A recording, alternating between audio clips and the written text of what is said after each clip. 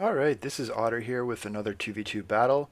Here we are on Estalian Tomb, and we're going to be featuring Bearzerker as the vampire accounts, all the way over here. Myself as the Wood Elves, right here. And then on the far side we have Thayxen, Thayxen. That's a really hard name to pronounce, so bear with me on that one. And then we have Game Master playing the Dark Elves, and more specifically, he's bringing the Lokir Felheart sub-faction.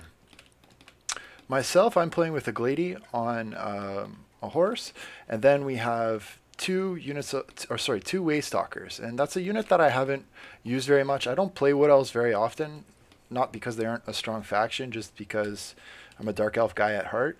But I do think the Wood Elves are they can be a very competitive faction if used properly. And the Waystalkers in particular is a unit that I just wanted to try out just for fun. So I brought two of them. We'll call them Mo and Joe, I guess.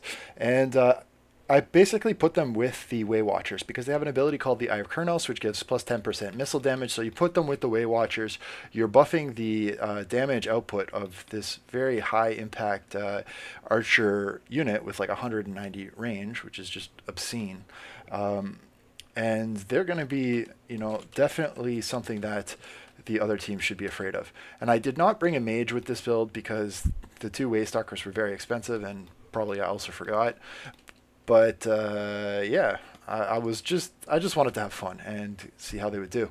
My buddy Game over here has brought two War Hydras and a heavy line of Dark Shards, which is interesting because against High Elves, usually the High Elves are going to have a range advantage, right? So in theory, they can kite and fight your Dark Shards, but with this number of units, with 5 of them, it's gonna, and on this particular map, it's actually probably not a bad choice because they can close the distance very quickly, and there's not a lot of space for these high elf units to actually retreat. So this map is definitely favors like sort of rush heavy factions, I think, and it's kind of tough if you're like a faction like the High Elves and you're going to go with an archery line and expect to win. Actually, it was not ideal for my Wood Elves either, I think, but I didn't want to go too cheap and just abuse the rush potential of this map.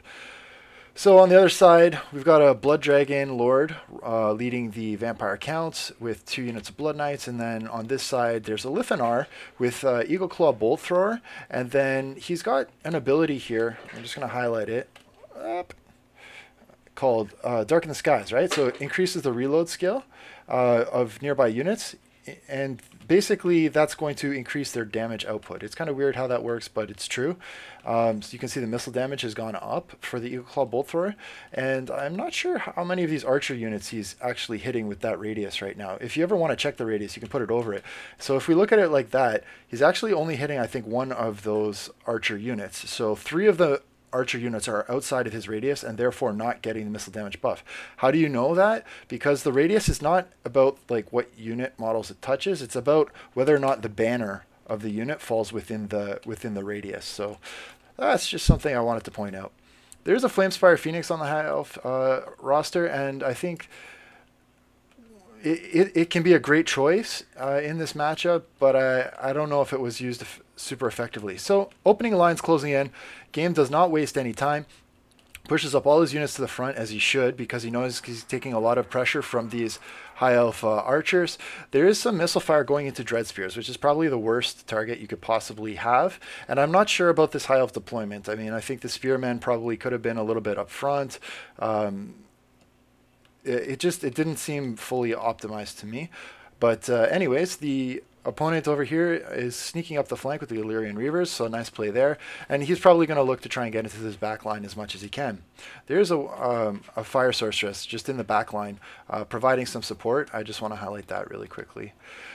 So my initial shots were going into this Stearnsman. This is a very tanky unit, and if you don't find a way to sort of burst them down, they can just grind out forever and just be a nuisance to deal with.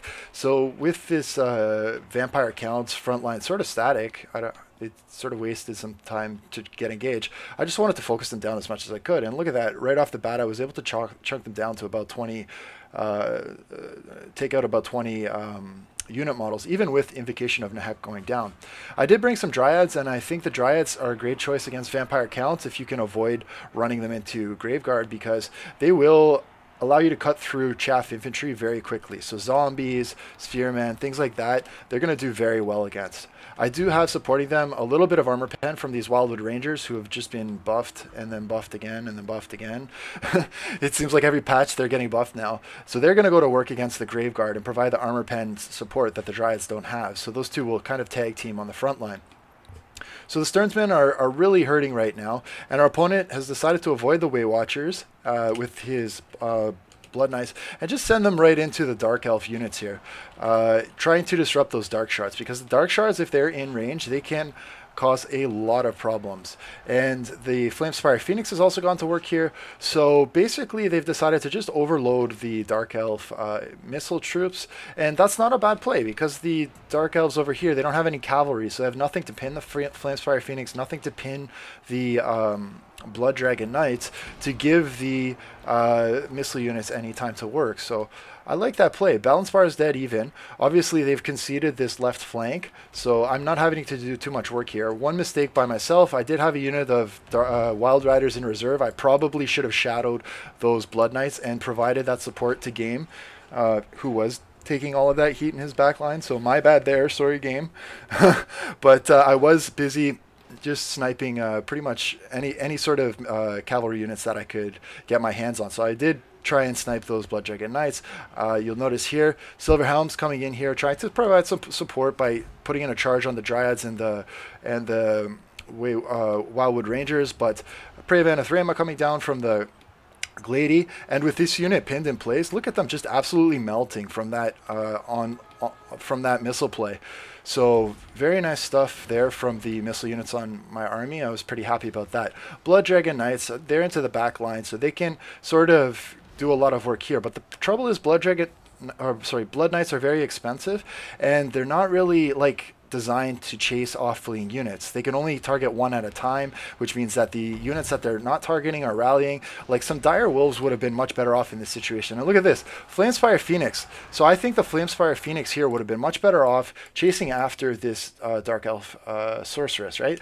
So the Sorceress on the Pegasus is very fast. She has a speed of 105, which is great and can kite most things, but the Flamespire Phoenix is maybe the fastest unit in the game. It has a speed of 120, so it would have been able to catch that Sorceress of Fire and do a lot of work on it. And here, like, it's gone into a unit of Dread Spears, which first of all is a counter to it because it's anti-large. So I think that was a big mistake. And for the first time, like, getting this Flamespire Phoenix out of the fight is starting to shift the balance bar in our favor just a little bit here. So even though things have turned very sour for Game, like all of my missile units are online and healthy, this front line is collapsing from the Vampire Counts. So now basically, like, even though we lost this flank, we won the other flank decisively, and now I'm able to start shifting units over and just helping out Game a little bit. And these Blood Knights, like, they don't have time to really chase off all of these different units of Dark Shards. So, yeah, fun stuff here. So the High Elves are just kind of rallying here. They've definitely got a defensive pocket here, but they're not, like, really spread out. So everything's all clumped in here. And this unit of Dark Shards is rally. They still have 80 unit models. They're healthy and just, you know, punting damage into anything they can. Fire Sorceress is online. There is a Hydra over here having a pit fight in the forest with the White King. I did try and see if I could snipe it, just playtesting a little bit to see how that would do, but it is in the woods, so it was not going too quickly for me, so I did switch most of my units onto these Blood Knights, and with a couple volleys, you can just chunk them down. The Wild Riders, I did try and get into the High Elf cookie jar a little bit back there, but instead, when the Blood Knights came, I just pulled them back, did a bait and switch with a unit of Eternal Guard, was able to catch the Blood Knights, and then I'm able to, if I wanted to, I could put in a nice recharge here and just finally free up some resources, which is exactly what I do. So massive rear charge, and both of these units are going to instantly crumble after that. So all of a sudden, I got four more units free to do what they want to do. So the Dryads, Wildwood Rangers ×2 are ready to come over here and help out. Another Prey of Anathrema goes down. This one on the Illyrian Reavers, so maybe not ideal, but they are a very fast unit. So if you can take a snare on a very fast unit, that's pretty solid.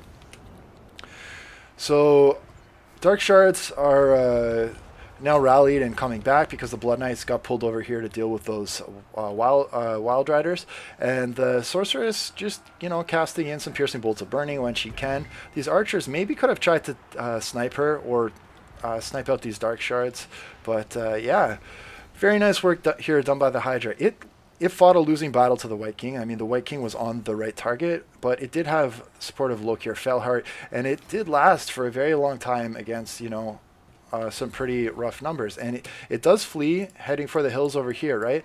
And our opponent didn't want that Hydra rallying, so they did decide to chase him off the map, but we're gonna stay tuned on that story in a second. Glade Lord shooting in here on the Blood Dragon Vampire Lord. Waystalkers are also trying to get after him, but they're getting pretty low on ammo, and he's made his way into the trees again. So the Wild Hunters, now that the Blood Dragon, now that the Blood Knights are chasing off the Hydra, that means the Wild Riders have free reign. So they go straight into a unit of archers with light armor. They're going to do a lot of damage there. Up to 84 kills now. Not too bad. Another fireball comes from the Sorceress of Fire onto the Blood Dragon Vampire Lord. So that's something that game has been doing pretty much all match, just spitting fireballs at this Blood Dragon Vampire Lord. And look at this. So the Blood Knights get impatient and they pull off the Hydra, which means the Hydra is able to rally, and that is very good news for us. And like the balance bar literally just jumped again off of that. I sent my Glade Lord in here. She's going to go hand to hand with the Blood Dragon Vampire Lord, who was at about half health at this time. And I send in my Wild Hunters of Kurnos to try and also just take him out of the fight. But Blood Dragon Vampire Lord drops the Helm of Discord, and the Blood Knights countercharge into my Wild Hunters of Kurnos. So that was very bad news for me. I would have been better off charging my Wild Hunters of Kurnos into the Blood Knights rather than taking a charge from the Blood Knights with nothing to return it. But the last couple units of vampire foot troops have been killed, and all of my melee troops are going to rotate over here and start helping out in the fight. My Glade Lord is going to take a beating here from the White King and the Blood Dragon Vampire Lord. Another fireball coming in here from game, just every time he can, just pitching it in on this Blood Dragon Vampire Lord. But now the balance bar pretty heavily in our favor, and it's just a clean up from here on in. So I'm going to hit the replay button. But overall, I mean, things did what they were supposed to do. The Hydra's tanked. They sort of bought us time in the front line. I think the mistake from my side was not sending those Wild Riders over a little bit earlier to help out game. But other than that, I mean, I was very impressed with these Wildwood Rangers, and I thought, the Treekin prevented the Blood Knights from, really just harassing my backline too much. They were sort of an anchor unit, and I could have, with the support of the Wild Riders, pinned them and then sent over some spears. So I think that was part of the reason why the Blood Knights initially went over to game in the first place, because there were less units that could sort of deal with them. So yeah, fun battle. Let's go to the replay screen. So huge performance out of the Dryads. I thought they did very, very well. 100 kills basically with one unit and almost 200 with the other. So if you want to clean up vampire chaff, those guys will do the trick. And that could be especially important if you are an archer heavy faction like the Wood Elves are. They will help keep those zombie summons from preventing your archers from being offline for too long. Then there's the Waystalkers. They did all right, like kind of 60 kills, and they were sniping out some high value targets, and the Glady also did pretty well. Eternal Guards held their own. Wildwood Rangers just chopped up everything. The Waste Watchers got shit tons of chevrons because I guess they were sniping out cavalry all game and other high value things. So overall, very happy with my army, and it performed well. And my army doesn't perform in a vacuum, so credit to Game. I know he sort of got double teamed at the start there, but he kept his head cool and held on there right till the end. Dread Spears, they did really well, 127 kills off this unit. They held the line. They did, give the cavalry something to think about. The the dark shards performed very well. I know the cavalry did get into them. They broke them off and it made them scramble and all of this. But the high elves and the vampire counts had to devote a lot of resources to chasing them around the map. And in the end, like, he only lost really 2, maybe 3 units if you add up this in total, right? But 3 units, that's 1,800 gold, and you think of all of the gold that was devoted to fighting them, it was a lot. I mean, they outsniped the high elf archers because the high elf archers didn't use their range advantage, and I noticed early in the fight, even though I didn't showcase it, they were focus firing like a 3-to-1, right? So they 3 dark shards versus 1 high elf returning fire, so that's why they were able to win that initially and bait out the cavalry. And the hiders, yeah, always a very strong unit. I mean, they used to be weak, but they've definitely altered their balance, and they seem to always perform for me now. Blood Dragon Vampire Lord, I mean, he did okay, I guess. The Blood Knights, they performed well. Clearly, most of the micro attention was devoted to them. But if you're going against Wood Elves, you need to have something to tie up those Way Watchers. Otherwise, they're just going to shoot down your Blood Knights, and they have 190 range. So if you want your Blood Knights anywhere near the fight, you need something to harass that back line. So if you're the Vampire Counts, then you're looking at Vargos, you're looking at...